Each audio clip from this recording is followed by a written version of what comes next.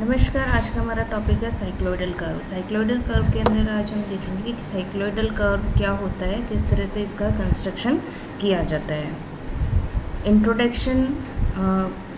Curve जो है वो रोल्यूट कर्व से जो है वो हमें साइक्लोइड मिलता है। तो रोल्यूट कर्व क्या होता है, जब एक कर्व जो है वो दूसरे कर्व के ऊपर रोल करता है without any slipping and sliding, the path of any point of the rolling curve is called रोल्यूट।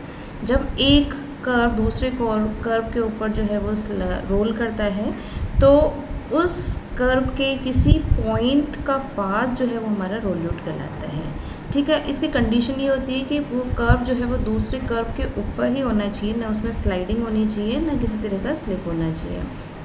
अगर ये कर्व जो है वो सर्किल है और ये दूसरे कर्व पे रोल कर रहा है या किसी स्ट्रेट लाइन के ऊपर रोल कर रहा है तो इसको बोलते हैं हम साइक्लोइडल कर्व। ठीक है, तो ये साइक्लोइडल कर्व जो है उसका ग्रुप होता है जिसके अंदर हमारा साइक्लोइड, इपीसाइक्लोइड एंड हाइपोसाइक्लोइड आता है। When rolling curve is a circle and the curve on which it roll is a straight line, अगर हमारी स्ट्रेट लाइन है तो साइक्लोइड होगा। अगर हमारा कोई सर्किल है जिसके ऊपर दूसरा सर्किल रोल कर रहा है तो हमारा इपीसाइक्लोइड या हाइपोसाइक्लोइड होगा। There are 9 different curves in this group. Classification of cycloidal curve. Cycloidal curve को जो है वो 3 तरह से क्लासिफाई किया गया है। फर्स्ट जो है वो हमारा साइक्लोइड, दूसरा इपीसाइक्लोइड, थर्ड जो है हमारा हाइपोसाइक्लोइड। साइक्लोइड क्या होता है, जब एक सर्किल जो है वो स्ट्रेट लाइन के अलोंग मूव करता है विदाउट एनी स्लिपिंग, तो इस सर्किल के किसी भी पॉइंट, उस पॉइंट का जो पाथ होता है उसको हम साइक्लोइड बोलते हैं। इस सर्किल को हम बोलते हैं जनरेटिंग सर्किल। जिस लाइन के अलोंग मूव कर रहा है उसको हम बोलते हैं बेस लाइन या generating line. A cycloid is a curve generated by a point on the circumference of the circle as the circle rolls along a straight line without slipping. The moving circle is called generating circle and the straight line is called directing line और base line. जो हमारा ये circle है जिसका हमें path trace करना है, जिसके सर्कमफेरेंस पे कोई भी पॉइंट है, सपोज हमने ये पॉइंट जो है वो P मान लिया, इस P पॉइंट का जो है हमें पाथ ट्रेस करना है, तो ये जिस सर्किल पे है उसको हम बोलते हैं जनरेटिंग सर्किल। जिस लाइन के अलोंग ये मूव करेगा उसको हम बोलते हैं डायरेक्टिंग लाइन या base line. The point on the generating circle which generates the curve is called the generating point. जिस पॉइंट का पाथ हमें ट्रेस करना है उसको हम बोलते हैं generating point. Construction of A cycloid. किस तरह से साइक्लोइड जो है उसको ड्रॉ किया जाता है, उसका कंस्ट्रक्शन जो है वो कैसा होगा। फर्स्ट जो है हमारा स्टेप 1, सबसे पहले हम जो है वो एक सर्किल ड्रॉ करेंगे। इस सर्किल को हम बोलते हैं जनरेटिंग सर्किल, और इस जनरेटिंग सर्किल जो भी हमें डायमेंशन गिवन है उस डायमेंशन से जो है उसकी जनरेटिंग सर्किल ड्रॉ करेंगे।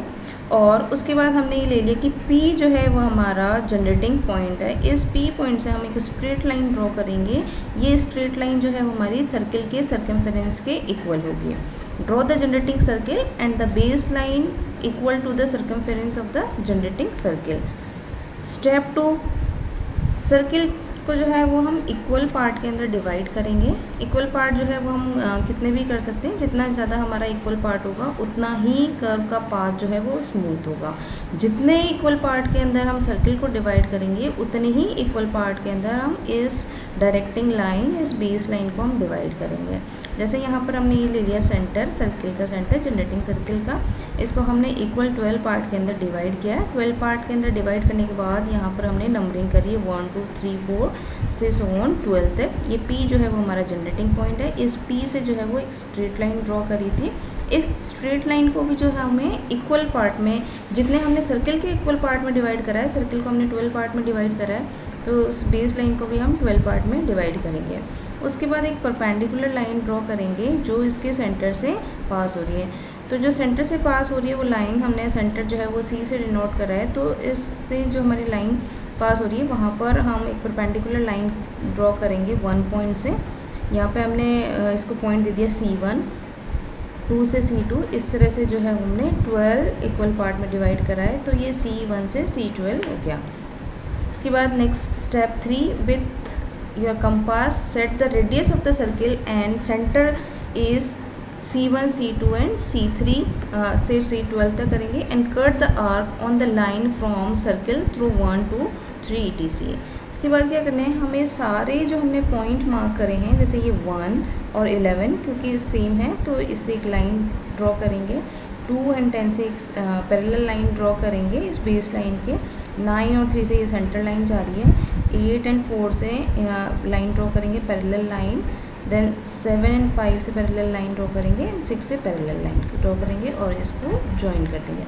उसके बाद हम जो है वो सेंटर जो है वो हमारा वेरी होगा, सेंटर जो है वो हमारा C1 से C12 तक वेरी होगा और हमें आर्क लगाना है। सपोज़ हमने फर्स्ट पॉइंट लिया है C1, तो C1 से 1 से जो लाइन पास हो रही है हमारी 1, ये हमारा पॉइंट 1 लिखा हुआ है तो 1 से ये वाली लाइन पास हो रही है तो इस 1 पॉइंट पर हम एक आर्क लगाएंगे। देन C2 जो है एज ए सेंटर रखेंगे, इस सेंटर से 2 से जो लाइन पास हो रही है ये हमारा 2 पॉइंट है, इस 2 पॉइंट से हमारी ये लाइन पास हो रही है, यहाँ पे एक आर्क लगाएंगे। फिर उसके बाद 3 से एक लाइन करेंगे जो हमारी सेंटर से ही पास हो रही है क्योंकि हमने यहीं से लिया है। उसके बाद 4 जो है वो एज ए सेंटर एंड यहाँ से 4 वाली लाइन से जो हमारा लाइन पास हो रही है उस पर आर्क लगाएंगे। फिर 5, 6 इस तरह से जो पूरे जो है सेंटर C12 तक लेके हम आर्क ड्रॉ करेंगे। Locate the point which are produce by cutting arcs and joining by a smooth curve. जो भी हमने आर्क जो है वो कट करेंगे उस आर्क को जो है वो हमें स्मूथ कर्व से ज्वाइन करना है। जैसे P से हमने 1 पे ये कट करा था, P1, 2, 3 एंड 12 तक जो है वो हम यहाँ पे स्मूथ कर्व जो है वो ड्रॉ करेंगे तो ये हमारा जो है वो साइक्लॉइड कर्व ड्रॉ गया। उसके बाद जो है वो हम यहाँ पे पॉइंटिंग करेंगे, यहाँ पे P1, P2 जो भी हमारे P12 तक पॉइंट है। तो इस तरह से जो है हमारा साइक्लॉइड जो है वो कंस्ट्रक्ट होता है।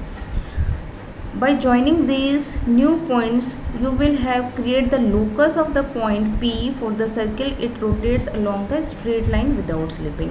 इस कर्व से जो है वो हमारा क्या होगा, जो हमारा सर्किल जो है वो स्ट्रेट लाइन पे रोटेट कर रहा था, रोल कर रहा था, उसका पाथ जो है वो हमारा ट्रेस हो जाएगा।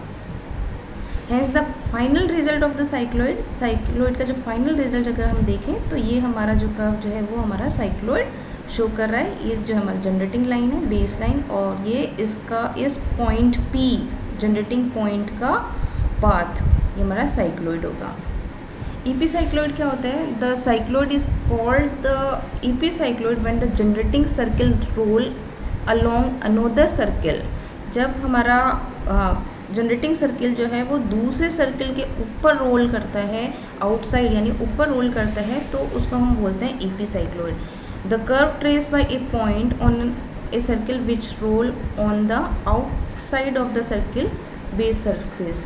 तो अगर इसके आउटसाइड जो है वो हमारा रोल कर रहा है तो डेट इज साइक्लॉइड। अगर इसके इनसाइड, अगर ये अंदर की तरफ होता है तो ये हमारा होता है हाइपोसाइक्लॉइड। अब EP साइक्लॉइड को कैसे कंस्ट्रक्ट करेंगे उसके लिए हम देखते हैं। स्टेप 1, सबसे पहले जो है वो हम एक सर्किल ड्रॉ करेंगे। सर्किल ड्रॉ करने के बाद में दूसरा जनरेटिंग कर्व जो है वो हम ड्रॉ करेंगे। जनरेटिंग कर्व ड्रॉ करने के बाद में सर्किल को जो है वो इक्वल पार्ट के अंदर डिवाइड करेंगे। इक्वल पार्ट जो है वो सपोज हमने 12 इक्वल पार्ट लिया है तो इस सर्किल को जो है हम 12 इक्वल पार्ट में डिवाइड करेंगे और जितने इक्वल पार्ट के अंदर हमने सर्किल को डिवाइड करा है उतने ही इक्वल पार्ट के अंदर हम इस कर्व को डिवाइड करेंगे। यहाँ पे 12 पार्ट में डिवाइड करा है तो इस कर्व को भी जो हम 12 इक्वल पार्ट में डिवाइड करेंगे। देन 12 इक्वल पार्ट में डिवाइड करने के बाद में इस जनरेटिंग कर्व है उसको भी 12 पार्ट में डिवाइड करके यहाँ से जो है वो सारे जो पॉइंट हमारे 1, 2 से लेकर 12 तक उनसे जो है वो हम एक आर्क ड्रॉ करेंगे और वो आर्क जो है वो आर्क का जो है रेडियस जो है वो हमारा वेरी होगा और सेंटर जो है वो हमारा फिक्स रहेगा।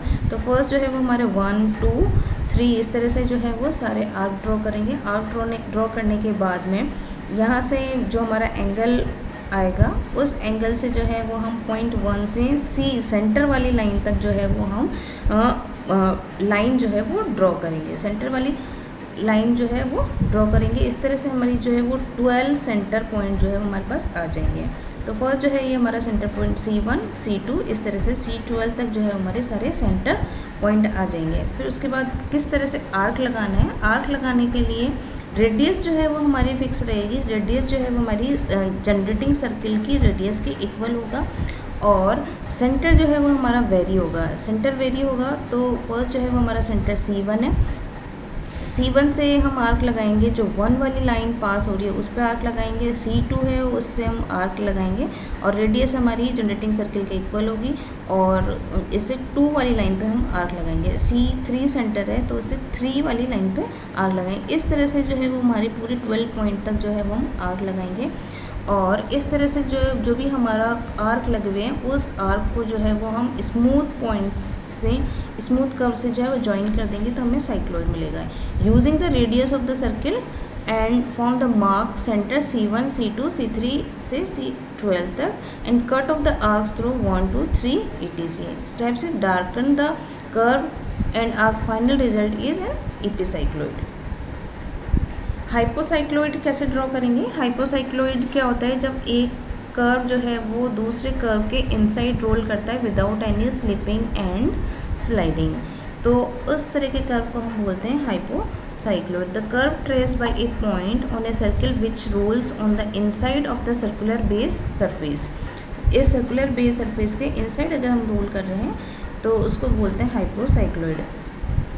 इसके लिए सबसे पहले हाँ एक जनरेटिंग सर्किल ड्रॉ करेंगे जिसकी रेडियस हमें गिवन होगी। इसके बाद जो है वो आउटसाइड जो सर्किल है वो ड्रॉ करेंगे। इसकी रेडियस जो है वो हमारा डिपेंड करेगा कि कितना जो है वो हमारा जनरेटिंग सर्किल की रेडियस है, कितना हमारा जो है वो बाहर वाले सर्कुलर सरफेस की रेडियस है। उसके बाद इस सर्किल को जो है वो हम 12 इक्वल पार्ट में डिवाइड करेंगे। 12 इक्वल पार्ट में डिवाइड करने के बाद उसके बाद हम नंबरिंग करेंगे। अब सबसे पहले ये पॉइंट ध्यान रखना पड़ेगा क्योंकि हमें इस पॉइंट का लोकस जो है वो ट्रेस करना है, तो डेट मीन्स ये पॉइंट जो है वो हमारा इस सर्कमफेरेंस दूसरे कर्व के सरफेस पे होना चाहिए। उसके बाद जो है वो हम नंबर मार्क करेंगे 1 2 3 4 to 12। अगर हमने सर्किल को 12 पार्ट में डिवाइड करा है तो हमें इस आर्क को भी इक्वल 12 पार्ट के अंदर डिवाइड करना है। नेक्स्ट कैसे इसके अंदर जो है वो हम कर्व मार्क करेंगे, आर्क कैसे लगाएंगे। इसके लिए जो हमने यहाँ पर बेस लाइन को 12 पार्ट में डिवाइड करा है, इस 12 पार्ट्स हैं यहाँ से जो है वो इस एंगल के फॉर्म में यहाँ ज्वाइन करेंगे तो यहाँ हमें सेंटर पे जो है वो पॉइंट मिलेंगे। सेंटर पे जो भी हमें पॉइंट मिले हैं उन पॉइंट को हमने मार्किंग कर दी C1 C2 C3 से C12। तो ये हमारी बेस लाइन है, ये हमारी सेंटर लाइन है। इसके बाद आर्क मार्क करने के लिए रेडियस हमारी होगी इस जनरेटिंग सर्किल की रेडियस के इक्वल और फर्स्ट पॉइंट हम लेंगे सेंटर C1 से 1 वाले पॉइंट पर हम मार्क करेंगे, C2 से 2 वाले। इस तरह से रेडियस जो है वो हमारी फिक्स रहेगी और सेंटर पॉइंट जो है वो हमारा वेरी होता रहेगा C1 से C12 तक। Step 4 project the position of the point from the circle. Next, using the radius of the circle and form the mark center step of the position of the point. Darken the curve and result is hypocycloid. Radius हमारी fix रहेगी और centre जो है हमारा very होगा, तो हम हर line पे जो है वो हर आर्क पे जो है वो हम पॉइंट आर्क कट करेंगे और इन आर्क को जो है वो हम एक डार्क लाइन से डार्क कर्व से ज्वाइन कर देंगे। तो ये हमारा रिजल्ट जो होगा वो हमारा हाइपोसाइक्लॉइड होगा। तो इस पॉइंट P का जो पाथ है वो हमें हाइपोसाइक्लॉइड मिलेगा जब ये किसी दूसरे कर्व के इनसाइड सरफेस पे रोल कर रहा है। क्या एप्लीकेशन होती है साइक्लॉइड कर्व की? Application of cycloid curve use in design of gear tooth profile, conveyor of mould boxes in the foundry shop, commonly used in kinematics and in mechanism that work with rolling contact. Thank you.